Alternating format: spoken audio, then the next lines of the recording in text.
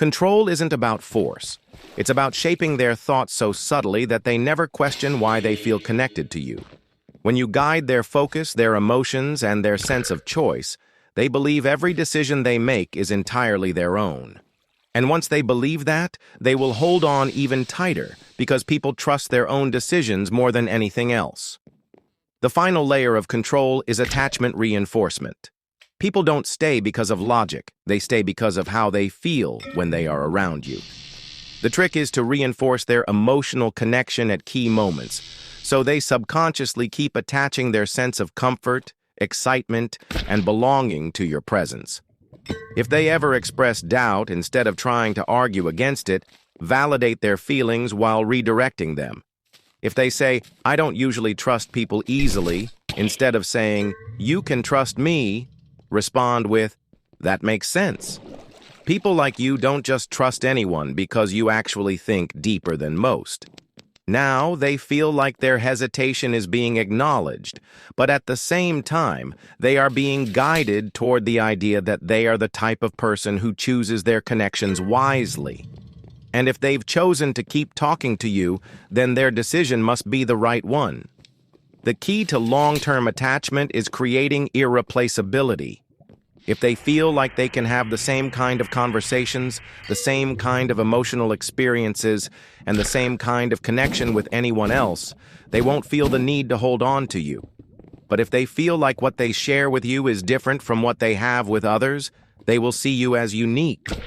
The trick is to create experiences that feel exclusive, something that makes them believe your connection is one of a kind. A simple way to do this is by building a private world between you and them. An inside joke, a certain phrase only you two use, or a way of interacting that feels distinct from their other conversations. Even small things like, "I like how you explain things, it's different from most people I talk to," make them feel like your connection has a separate identity from their other interactions. And once something feels unique, people don't want to lose it. Scarcity increases value. If someone knows they can have you anytime they want, they won't feel urgency in keeping the connection strong. But if they feel like they could lose your attention, they will start valuing it more. The trick is not to disappear completely, but to create moments where they notice your absence. If you have been fully engaged, then suddenly become slightly distant for a short period, they will feel the shift. And when they feel it, they will start chasing the emotional connection instead of just expecting it. When you return, they will feel a subconscious sense of relief, which further strengthens their attachment. This is why people don't just miss people. They miss the emotions they associate with them. The way you make someone feel right before pulling back determines how much they think about you in your absence. If a conversation has been deep, engaging, or exciting, that is the perfect moment to step away for a bit. If you always end interactions on a neutral note, they won't feel the loss of connection. But if you end at an emotional high point, then step back slightly. Their mind will keep replaying that moment, keeping you at the center of their thoughts.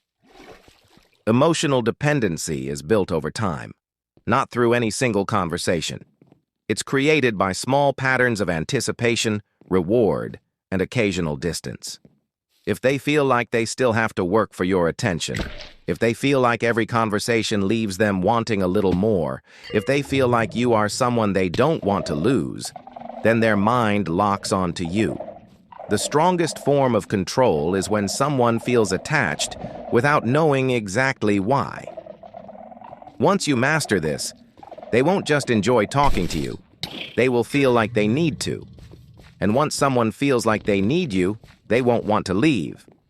The secret to deep control is predicting their emotions before they feel them. If you can anticipate when someone will start feeling doubt, hesitation, or distance, you can steer their thoughts back into connection before they even realize what's happening. The best way to do this is through pattern recognition, noticing the small shifts in how they engage, how often they reach out, or the energy behind their responses. If they suddenly seem less engaged, instead of pushing harder, pull back slightly and let them come forward on their own. When they feel like they are the ones choosing to stay engaged, their emotional attachment deepens even further. Every relationship, every bond, every form of emotional control follows a rhythm. The mistake most people make is thinking that consistency means always being the same. But real consistency in emotional control is about knowing when to engage fully and when to let them crave your presence. If you always give, they will take it for granted. If you always pull away, they will lose connection. But if you create an unpredictable rhythm where they never feel like they fully have you, they will keep chasing. This is how you create emotional investment without force, control without pressure, and attachment that lasts without effort. When someone feels emotionally dependent on you, they won't just respond. They will wait for your presence. They will think about you when you're not there.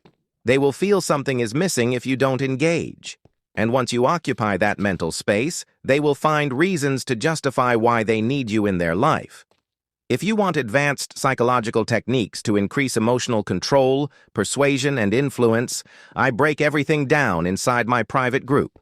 You'll learn how to apply deep psychological tactics, create long-term emotional addiction, and build unshakable influence. If you're serious about mastering this, the link is in the description.